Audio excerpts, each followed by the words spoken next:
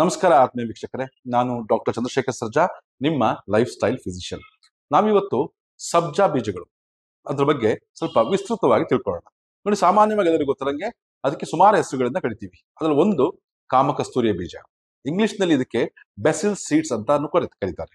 ಅದೇ ರೀತಿ ಸಬ್ಜಾ ಬೀಜಗಳು ಅಥವಾ ಸಬ್ಜಾ ಸೀಡ್ಸ್ ಕೂಡ ತುಂಬಾ ಇತ್ತೀಚೆಗೆ ತುಂಬಾ ಪ್ರಚಲಿದೆ. ಅದರಲ್ಲೂ ಕೂಡ ಅದರ ಒಂದು ನೈಸರ್ಗಿಕವಾಗಿರುವಂತಹ ಪ್ರಾಕೃತಿಕವಾಗಿರುವಂತಹ ಒಳ್ಳೆ ಒಂದು ಔಷಧೀಯ ಅಂಶಗಳು ಹೇರಳವಾಗಿ ಇದರಲ್ಲಿ ಅಡಗಿದೆ. ಆಕ್ಚುಲಿ ಹಿಂದಿನ ಕಾಲ ಶಾಸ್ತ್ರಗಳಿಂದನೂ ಕೂಡ ಈ ಸಬ್ಜಾ ಬೀಜಗಳಿಗೆ ಒಂದು ವಿಶೇಷವಾದ ಮಹತ್ವವನ್ನು ಕೊಟ್ಟಿದ್ದಾರೆ.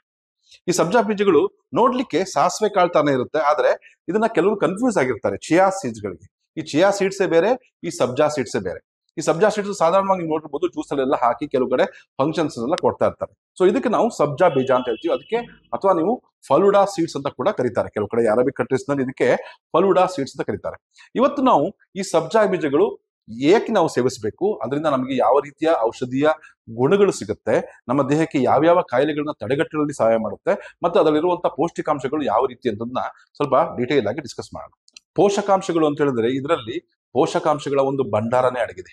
ಅದರಲ್ಲಿ ಕ್ಯಾಲ್ಸಿಯಂ ಇರ್ಬೋದು, ಮೆಗ್ನೀಷಿಯಂ ಇರ್ಬೋದು, ಫಾಸ್ಫರಸ್ ಇರ್ಬೋದು, ಅಥವಾ ಕಬ್ಬಿಣದ ಅಂಶಗಳಿರ್ಬೋದು. ಇದು ತುಂಬಾ ಹೇರಳವಾಗಿದೆ. ಒಂದು ಸ್ಟಡಿಯ ಪ್ರಕಾರ ಈ ಒಂದು ಸ್ಪೂನ್ ಚಿಯಾ ಬೀಜ ಅಂದ್ರೆ 10ರಿಂದ 15 ಗ್ರಾಮ್ನಷ್ಟು ಚಿಯಾ ಬೀಜಗಳಲ್ಲಿ ಒಂದು 20% ಕ್ಯಾಲ್ಸಿಯಂ ಅಡಗಿರುತ್ತೆ. ನಮ್ಮ ದೇಹಕ್ಕೆ ಬೇಕಾಗಿರುವಂತ ಸುಮಾರು ನ್ಯೂಟ್ರಿಯೆಂಟ್ಸ್ ನಲ್ಲಿ ಕ್ಯಾಲ್ಸಿಯಂ ಕೂಡ ಬಹಳ ಮುಖ್ಯ. ನಮ್ಮ ಮೂಳೆಗಳಿಗಾಗ್ಲಿ, ನಮ್ಮ ಎಲುಬುಗಳಿಗಾಗ್ಲಿ, ನಮ್ಮ ಸ್ನಾಯುಗಳಾಗ್ಲಿ ಬಲ ಕೊಡ್ಲಿಕ್ಕೆ ಕ್ಯಾಲ್ಸಿಯಂ ತುಂಬಾ ಮುಖ್ಯ.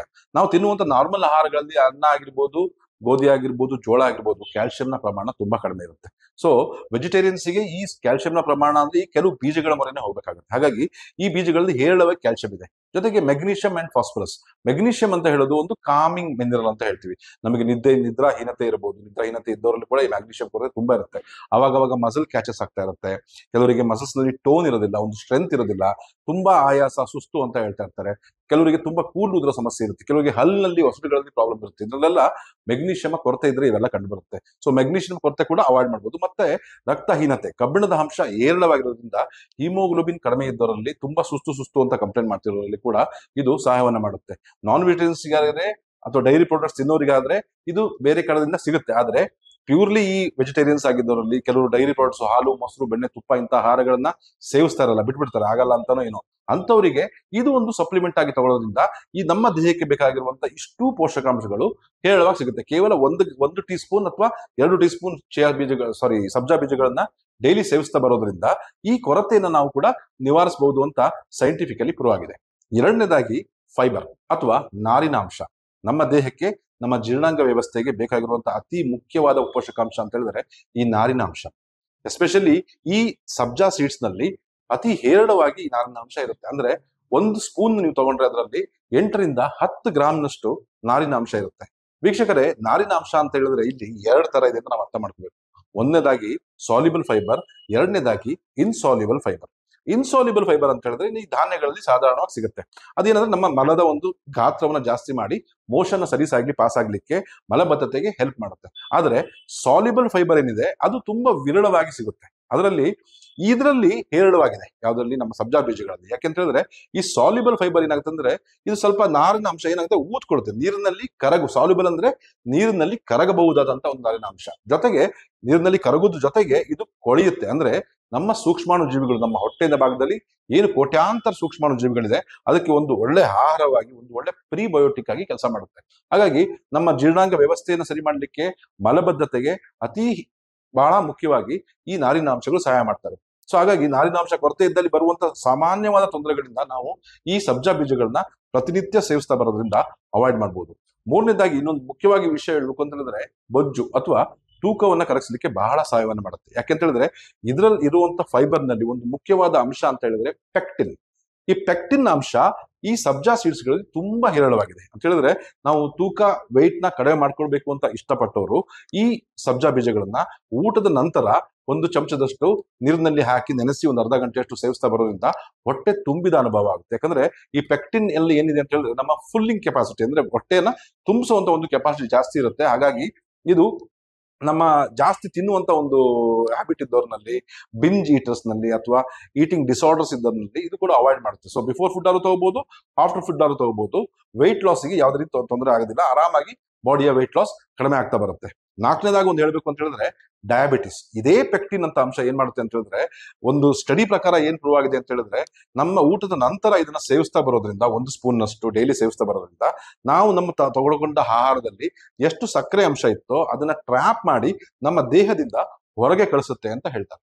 ಅಂತ ಹೇಳಿದ್ರೆ ಈ ಪೆಕ್ಟಿನ್ ಅಂಶ ನಮ್ಮ ಇರೋಂಥ ಎಕ್ಸ್ಟ್ರಾ ಸಕ್ಕರೆ ಅಂಶಗಳು ನಮ್ಮ ಬ್ಲಡ್ಗೆ ಹೋಗಕ್ ಬಿಡದಲೆ ಅದು ನಮ್ಮ ದೇಹದಿಂದ ಹೊರಗೆ ಸಲೀಸಾಗಿ ಪಾಸ್ ಆಗುತ್ತೆ. ಅಂದ್ರೆ ಒಂದು ಸ್ಟಡಿ ಪ್ರಕಾರ ಏನ್ ಹೇಳುತ್ತೆ ಅಂತ ಹೇಳಿದ್ರೆ 15% of the blood sugar level down ಮಾಡುತ್ತೆ ಅಂತ. ಯಾಕಂದ್ರೆ ನೀವು before food after food check ಮಾಡಿ ನೋಡಿದ್ರೆ, ನಾರ್ಮಲಿ ಸೇಮ್ ಫುಡ್ ಇಲ್ಲಿಬ್ಬರಿಗೆ ಕೊಟ್ಟಲ್ಲಿ ಅವ್ರಿಬ್ರಿಗೂ ಚೆಕ್ ಮಾಡಿದ್ರೆ with chia seeds, with sabja seeds ಅಥವಾ ವಿದೌಟ್ ಸಬ್ಜಾ ಸೀಡ್ಸ್ ಚೆಕ್ ಮಾಡಿ ನೋಡಿದಲ್ಲಿ ಈ ಸಬ್ಜಾ ಸೀಡ್ಸ್ ತಗೊಂಡವರಲ್ಲಿ ಸಕ್ಕರೆ ಪ್ರಮಾಣ ಕಡಿಮೆ ಆಗಿದ್ದು, ಗಣನೀಯವಾಗಿ ಕಡಿಮೆ ಆಗಿರೋದು ಕೂಡ ಕಂಡು ಬಂದಿದೆ. ಹಾಗಾಗಿ ಡಯಾಬಿಟಿಸ್ ಇದ್ದವರು ಈ ಸಬ್ಜಾ ಸೀಡ್ಸ್ ಗಳನ್ನ ಡೈಲಿ ಊಟದ ನಂತರ ಸೇವಿಸ್ತಾ ಬರೋದ್ರಿಂದ ಅವ್ರ ಶುಗರ್ನ ಕೂಡ ಹತೋಟಿಯಲ್ಲಿ ಇಟ್ಕೋಬಹುದು. ಐದನೇದಾಗಿ ಕೊಲೆಸ್ಟ್ರಾಲ್. ಸುಮಾರು ಜನರಲ್ಲಿ ಕೊಲೆಸ್ಟ್ರಾಲ್ ಪ್ರಾಬ್ಲಮ್ ಇದ್ದೇ ಇರುತ್ತೆ. ಅಂತ ಹೇಳಿದ್ರೆ ಟ್ರೈಗ್ಲಿಸರೈಡ್ಸ್ ಜಾಸ್ತಿ ಆಗಿರುತ್ತೆ, ಇಲ್ಲ ಟೋಟಲ್ ಕೊಲೆಸ್ಟ್ರಾಲ್ ಜಾಸ್ತಿ ಇರುತ್ತೆ, ಅಥವಾ HDL ನ ಪ್ರಮಾಣ ಕಡಿಮೆ ಆಗಿರುತ್ತೆ, LDL ನ ಪ್ರಮಾಣ ಜಾಸ್ತಿ ಆಗಿರುತ್ತೆ. ಈ ಸಬ್ಜಾ ಬೀಜಗಳಲ್ಲಿ ಒಂದು ಒಳ್ಳೆಯ ರೀತಿಯ ಫ್ಯಾಟ್ಸ್, ಅಂದ್ರೆ ಒಳ್ಳೆಯ ಕೊಬ್ಬಿನ ಅಂಶ ಕೂಡ ಇದರಲ್ಲಿ ಇರುತ್ತೆ, ಅದೇ ಊದುವಂಥದ್ದು.